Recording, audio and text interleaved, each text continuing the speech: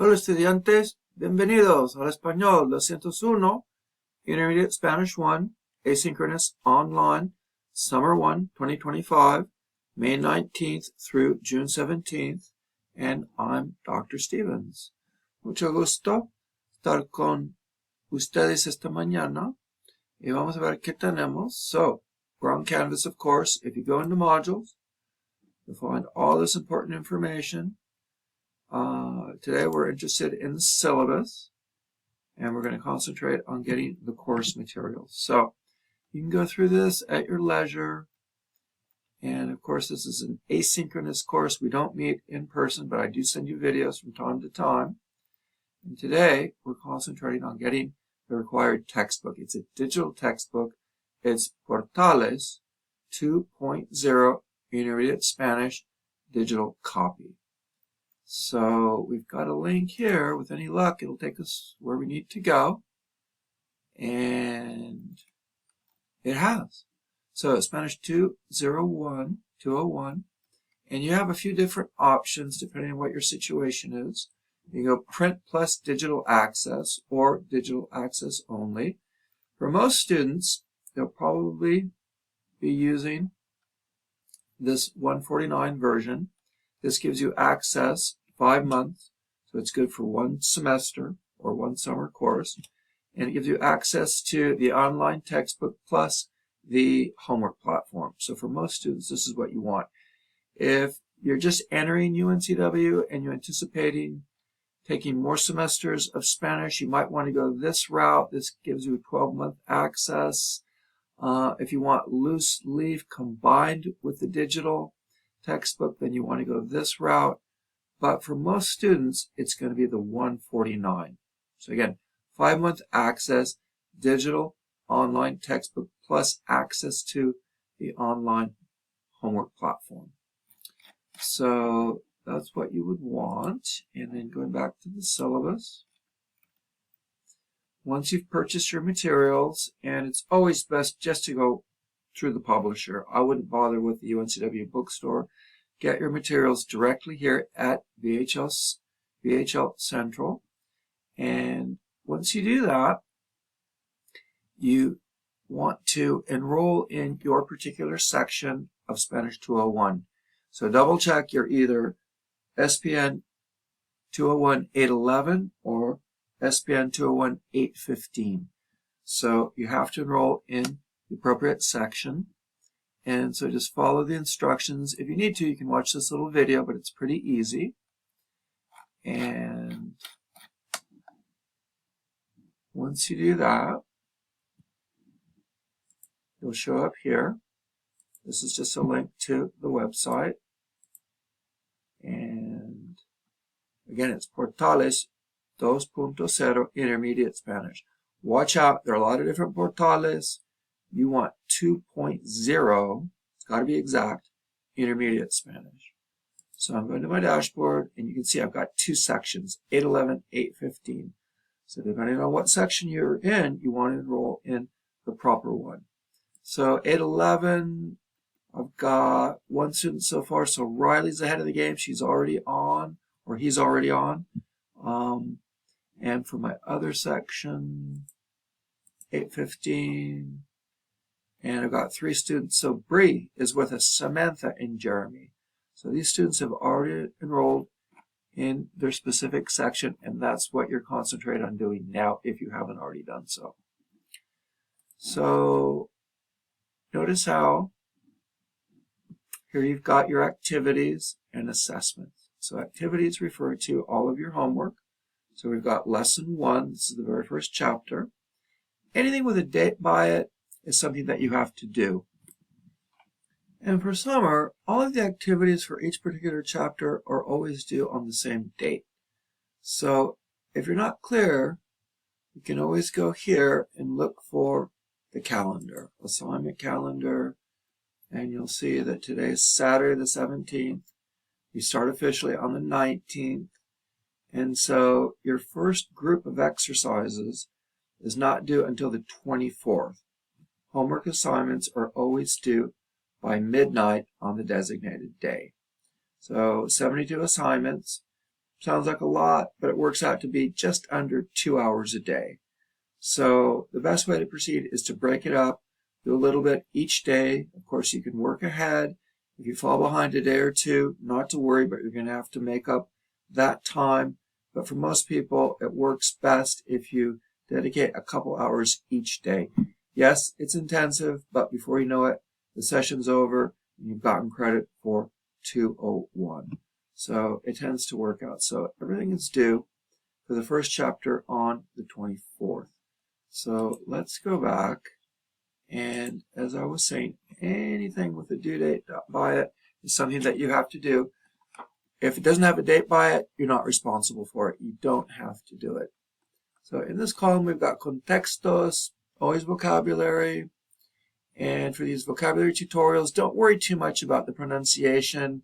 You can say it perfectly, and because you might not have a very good mic setup, it might ding you and say incorrect or something. Don't worry about it. You're still going to get credit for it. The most important thing is to listen, to say it out loud. Again, don't worry about the sound quality. You will get credit for it. If you go in, listen, and it will record that. It will record that you went in and you tried. So we also have grammar structures. So present tense 1.1, ser en estar 1.2, progressive forms, etc. And let's see, for fun, I'm just going to go out and I'm going to go on as if I were a student. So this is how I see it because I'm Big Brother. But if I were a particular student, say it a little bit differently. So I'm going to log in as if I were a student. And just so that you can see what it looks like. And here we go. So everything's due Saturday. And again, you can pace yourself. And you can just hit the button and start and go in serial fashion. But you don't have to. If you want to, go back to assignments, activities. Notice you can skip around. So you might try a few vocabulary. And then for whatever reason, you want to go and consult the first grammatical structure, you can do that. So as long as you realize you can skip around. All right? And looking at Estructura 1.1, let's say I'm going to go back to the instructor's view. It's just a little bit easier for me to move around. Activities, and so Estructura, Tempo Presente. It's always a good idea to start with the grammar tutorial. It's a little short video in English with Spanish examples. This gives you the general idea. It will refresh your memory because you've all taken Spanish before. So I would always start with the video. Then I'd follow up here. This will take you to the digital textbook. You can really break it down, take your time, digest the material. So once you've watched the video and you've followed up a little bit more with the digital textbook, then you want to tackle the activities. And again, only the ones with a date by them are activities that you have to do. So once you've gone through the activities, we have a section over here, Atando Cabos, and it's a little diagnostic quiz for you, prueba de práctica. In this section, it's the only thing that you have to do. And if I haven't said it before, I'll say it again, that for the homework, you have an unlimited number of attempts to complete most of the homework. So try it one time, it'll ding you, not quite right, you'll have another chance. So you have an unlimited number of attempts to get the homework right. There are some activities, however, like true, false, they only give you one shot.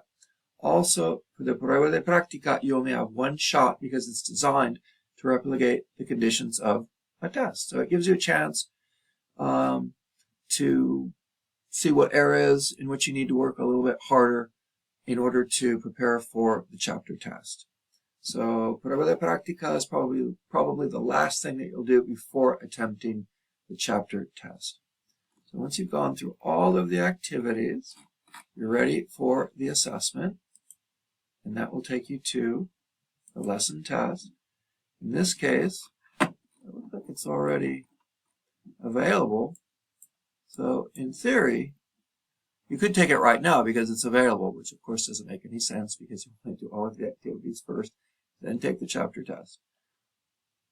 It is due on the 25th by midnight, and you do have a time limit, so you have an hour to do it. Most students take about 20 minutes, so you have more than enough time. But just be aware, once you hit the button and you start taking it, you can't stop. Go get a cup of coffee, come back. The clock will keep running. So make sure you give yourself plenty of time to take this test, and you only have one attempt to complete it. So that is the test. And, well, I'm trying to think what else I need to say about these activities. Well, we'll see plenty of other examples as we go. For right now, I think what I'm going to do is just go back to the syllabus in case I missed anything. Let's go back to the syllabus, and again, just concentrating on the homework and the chapter tests. So if you have a question, check the syllabus because chances are you'll find the answers to your questions here. If you still can't find it, of course, reach out to me. But most things are covered right here in the syllabus. As far as your grade goes, evaluation breaks down as the following. Homework's worth 40%. Student video, you'll have 1. I'll give you instructions, 10%. Discussion blogs, peer responses, 2 of those, worth 10%. Chapter tests, probably 5, maybe 6. Typically, we'll have 5 chapters, worth 40%. And you will have the opportunity to complete extra credit. You will visit the online Spanish Conversation Center one time to get up to 5% extra credit. And I'll break that down for you. But for today, we're just looking at the homework. And again, everything is due by midnight on the designated day. And you can turn in homework late. However, there's a 5% reduction per day of your grade. And it's important to note that missing or doing poorly on one chapter's homework will not necessarily hurt your overall grade, as the lowest homework chapter grade will be dropped at the end of the term. So in theory, you will have completed 5 chapters, and at the end of the term, the lowest chapter grade for your homework will be dropped. So if you have a poor spell and you haven't done very well for a particular chapter, not to worry because the lowest one will be dropped. So that's designed to boost your grade up a little bit. So that's why. So anyway, that's just important to note. Now, as far as the chapter tests go, again, you'll have 60 minutes to complete. And again, the lowest test grade will be dropped at the end of the term. So missing or doing poorly on one will not necessarily hurt your overall grade. Tests are also always due at midnight on the designated due date. And you can turn in tests before the due date if you want to. But no late tests will be accepted. So that's why the lowest grade is dropped at the end of the session. So I think that's all I want to go over today. I don't want to burden you with too much. I try to keep these videos to under 10 minutes. This is the first one, so we've gone over a little bit. But that's okay. The main thing, again, is to purchase your materials and to register it for your particular section, whether it be 811 or 815. Okay?